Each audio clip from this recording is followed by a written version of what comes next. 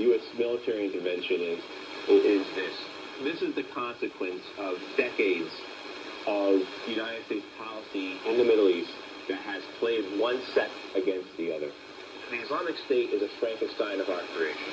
And as horrible as it is, the purposes behind such policy in the Middle East must change to be one of preventing conflict rather than fostering conflict.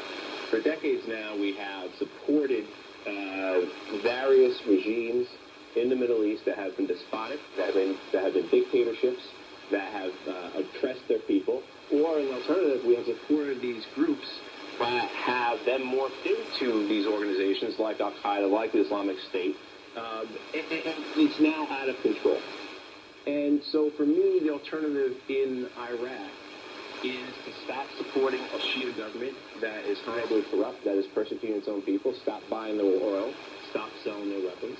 Look, Amy, when we, as the United States, when we sell the world 70% of its weapons, we have to take responsibility for the havoc that's going to result from that.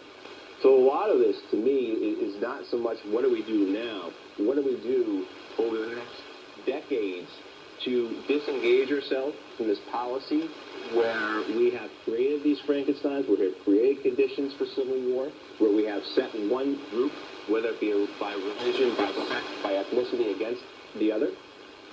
And how do we walk away from that? How do we back out of that and become a much more responsible partner in the world? How do we seek to actually bring about justice, bring about stability, rather than fostering either war or oppression?